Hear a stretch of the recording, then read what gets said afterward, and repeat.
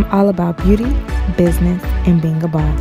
This is my dream, and now is the time to step into my destiny. I'm Kyla, and this is my corner. Good evening, and welcome to Kyla's Corner. I'm Kyla, and this is my corner.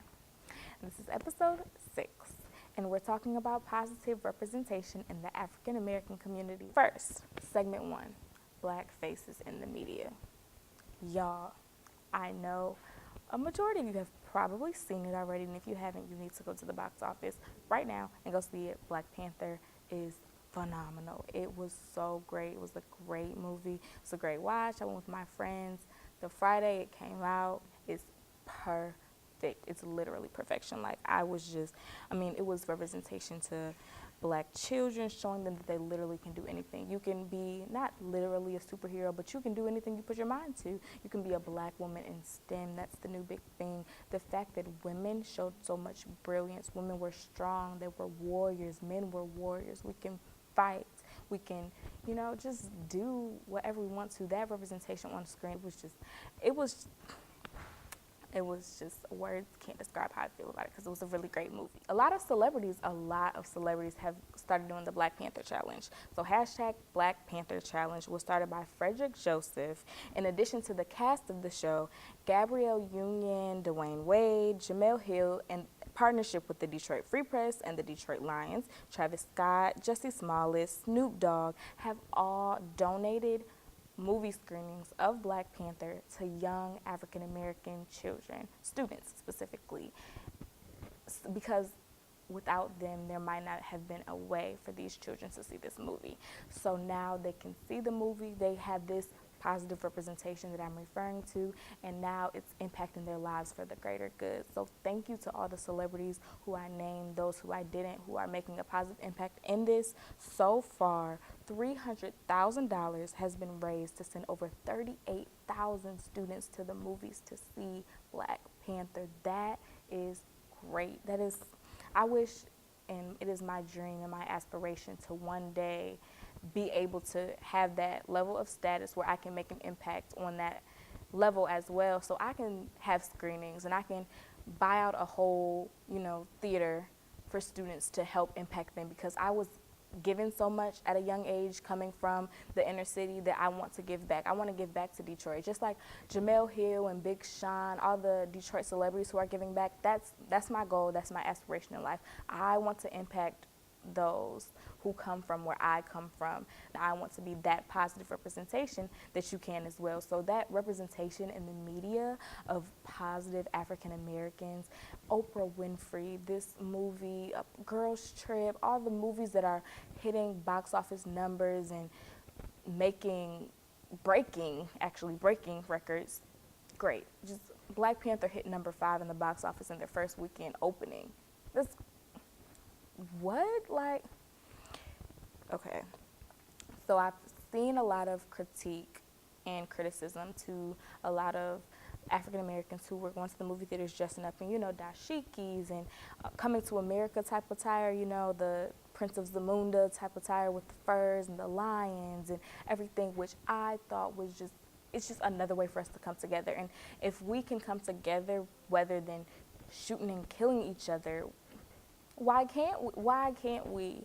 They always want to tear us down, but when we're tearing each other down, that's when they want to talk about it. They want to talk about us when we're doing bad. They want to talk about us when we're doing good. So, we might as well do good, do great things, and be talked about, because I saw backlash on social media because the LGBTQ plus community wasn't included in this movie. I'm sorry, we can't have everything compiled in a movie, or the movie's going to be 8 hours long. If we try to encompass Africa plus LGBTQ plus other cultures plus everything else in the world that everyone thinks needs representation, everyone needs their movies for what they think is important, and this is what we needed. We have yearned for this for so long, so please don't discredit us for this because you want your own agenda. You know what I'm saying? I just really don't appreciate that, because I feel like now people are trying to tear Black Panther. I don't feel people are tearing Black Panther down already, and haters are going to be haters at the end of the day, but people are posting fake images of people of Caucasian descent with bloody faces, and they were beaten up, and they said, oh, my brother wanted to go see Black Panther, but he got beat up outside the movie theater because black people said he couldn't come see it. And then you see the picture on Google, and it's a picture from 2013 from outside of a nightclub fight or something. And it's just like, okay, well, why are you perpetrating the fraud, you know? So that's unfair. To me, that's unfair to the producers of the movie. That's just overall, it's just that's not okay. So can we stop that? One of the biggest things is having that representation, because you see I'll go back to the dressing up thing. People dress up to go see Black Panther, but then years ago when Harry Potter, Star Wars, Star Trek would come out, people would be dressing up like Yoda in the theater. So why can't we dress up like, Wakanda? Why? I don't understand what's the difference. People say it's weird and it's crazy, but if that's how I want to enjoy my movie for my 2 hours, that's how I'm going to enjoy my movie for my 2 hours, and you can't take that away from me, because I promise you, you can look here, I have my dashiki, so that was just me embracing my culture a little bit more. Another important part about representation is showing our youth that we can have positive roles in film. We don't have to be maids and slaves and yes men. We can be warriors. We can fight. We can show our African heritage and our tribes. Why can't we? Everyone else does. So it's our turn. Another important part about representation in the media, and something I find ironic but not surprising, Chadwick Boseman, in addition to the costume designer in Black Panther, Ruth E. Carter, both went to HBCUs. And as we know, I attend a historically black college as well, so I'm all for HBCUs, which brings me to my next point. Tell Them We Are Rising. It's a documentary on PBS. It actually aired yesterday, but you guys can still watch it, and I'm sure you can pull it up on your DVR. I hope you didn't miss it, but if you did, it'll be, I'm sure, I know there were screenings around HBCU campuses, so hopefully you'll see those, or you did see those, and you can pull it up on the internet. I'm sure are a variety of ways that you can watch it if you did miss it. It's a phenomenal watch, talking about representation of HBCUs, the importance of HBCUs, our rich history. There are 107 HBCUs in our country, and they are important because the slaves weren't allowed to be educated. They got in trouble, they got beaten if they tried to read or write. So the fact that we had to open up schools and universities for just us to learn from, because we couldn't learn at other universities, just shows the rich history of HBCUs. And once again, I don't want to spoil anything for you all, but my HBCU was on there. A lot of other HBCUs were featured on there. One of my mentors, my boss from ESPN, William Roden, was actually featured on there as well. He's a Morgan State alumni. But having that representation on our campuses, walking around and seeing someone that looks like you and not having to worry about being ostracized on your campuses, it's such a welcoming feeling. My campus has such a family feel, and so do other HBCUs. I've talked to other HBCU students, and they feel the exact same way. So this is just something I'm so passionate about. Like, Tell Them We Are Rising was phenomenal. Like, we need more HBCU, a different world.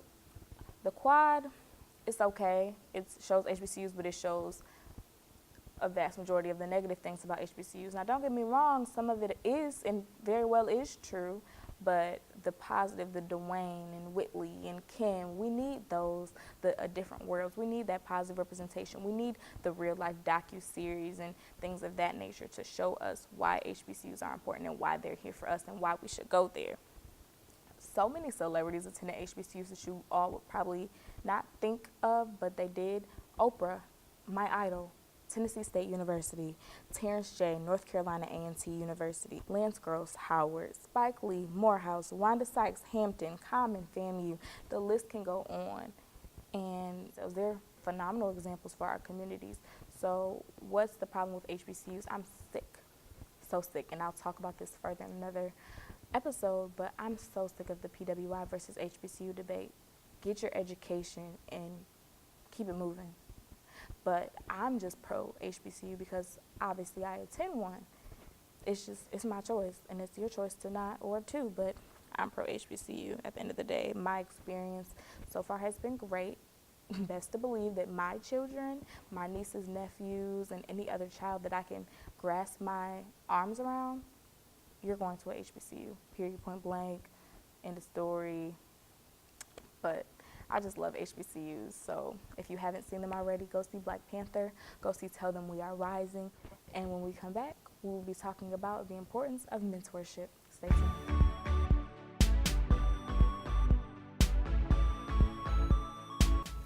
Welcome back. And now we will be talking about the importance of mentorship, specifically in the African American community. This will be kind of a short segment because the last one was a little long, but I just want everyone to know, no matter how old you are, no matter who you are or what you're doing, you need a mentor. You need multiple mentors, actually. It is something about having people on your side, no matter if you need a mentor, definitely specifically in your field, but in addition, you need mentors, just general mentors, because you need someone. Now, mind you, my parents are phenomenal, but you always need someone beyond your parents, because my parents don't have all the answers, but they know that they don't, because my parents know nothing about journalism as far as the journalism industry and getting into the industry and internships. Now, mind you, they will find out. They will find an internship, a fellowship, a partnership, and they will let me know. They'll slide me a business card or send me an email in a second. But someone who is in the industry, neither one of my parents were in the journalism or media industry, so having someone in the industry to help me along is what I mean, is a mentor. So literally, I have a mentor for everything, who I can call for anything. I have mentors who have written me a plethora of letters of recommendation for college admission, for scholarships, for fellowships, for internships, for externships, for anything you can think of. I have someone for it. My mentors are so reliable, and I thank God for them every day, because I'll find out about an internship or a scholarship and the application's due tomorrow. And I'm like, who can I call to turn around a recommendation for me in 24 hours? Oh, yep, I can call Miss Shalita. Oh, I can call Dr. Carr. I have mentors in my back pocket who I can pull out, and they will gladly do it without a problem, and that's that, literally.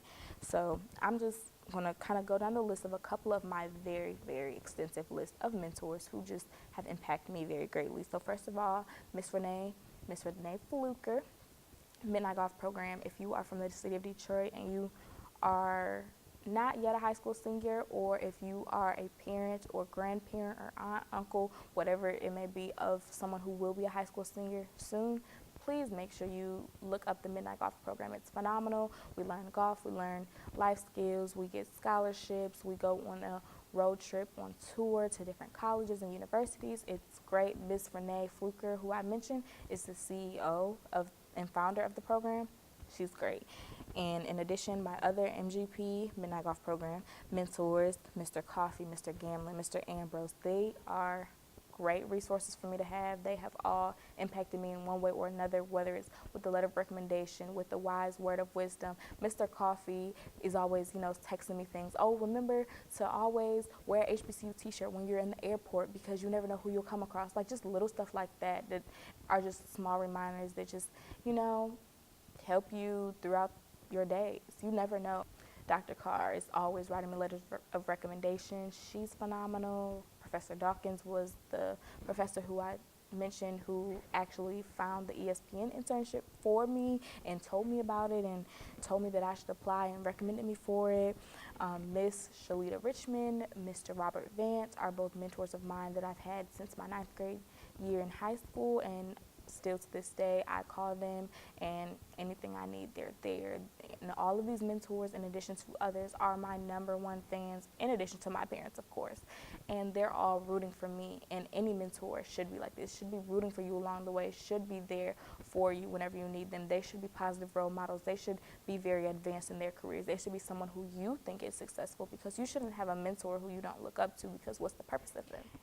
They are phenomenal connections whenever you need them, because as they see you do small things and big things and great things and become successful, they'll be proud too, as if they're your parents, because they know that in some way, shape, or form, they helped to mold you along the way, and they sent you a text message, or they wrote you a letter of recommendation, or they called you one day when you said that you were down, and they helped. So they know that mentorship, I want to stress that mentorship is so essential, especially in the middle to high school transition, and then the high school to college transition, and then college to adult years transition. So in those big transitionary periods in your lives are when you really need mentors, because that's usually when you need the letters of recommendations, and that's when you need to call them and ask a couple questions that you don't know the answer to. But at the same time, don't only let that be the time where you call them. Call them just to say hello, or send them an email, or shoot them a text, or say something on their wall on Facebook. Who knows? But just always keep that line of communication open. I love my mentors. If you don't have mentors, I hope that you look now to gain some, and don't be ashamed to ask someone to be your mentor. Hey, Mr. So-and-so, I know that you're doing great in the biology field, and I'm a biology major. Can you be my mentor? It's literally that simple. So I hope that you all understand the importance of mentorship, as do I. And when we come back, we will have Kyla's closing thoughts. Stay tuned.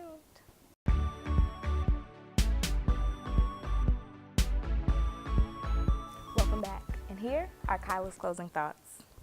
Whether you know it or not, everything that we consume, big or small, in the media is affecting us now, or it's going to affect us in the future. It's affecting us in some way, shape, or form, from movies to TV shows to playing with Barbies and baby dolls, and everything that we do is in the back of our mind rolling, telling me, oh, well, I've only seen superheroes that don't look like me. Can I be a superhero? And now we have the Black Panther. So that is no longer a question in the minds of babes. That's no longer in the question of our minds.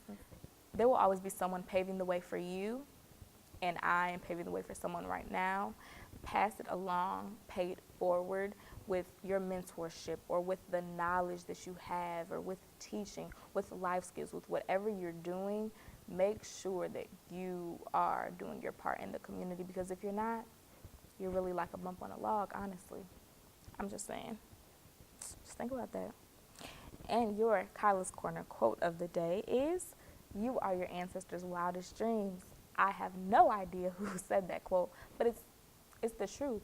If our ancestors could do what we're doing now back then, imagine where we'd be at now. So they were dreaming of what we're doing now, and we are literally their wildest dreams. How amazing is that? Just let that simmer. Think about that for a second. And our closing scripture comes from Joshua chapter 1, verse 3. Stop letting doubt creep on you. Remember, it's already yours. I hope you all have enjoyed this episode, and just talking about why we need to continue to see us in the media, in the spotlight, why we need mentors who look like us to keep pushing us and paving the way for us. I thank you all for tuning in. Also, you all, it's still Black History Month. Yay. Natural Hair Easters. I still have my hair products, Shea Moisture. We had the big giveaway about 2-3 episodes back, and no one has posted. Guys, come on, let's get it. Follow me on Instagram at Kyla's Corner. Comment under this video what your favorite thing about natural hair is, and make sure you include your Instagram name in that comment. And that's it. It's literally that simple. Make sure you like, comment, share, subscribe, all that good stuff. Make sure you email us with any questions, comments, concerns, suggestions, kylascorner1@gmail.com. Thank you to all of you who have been sticking with me along the way, and I will see you next week.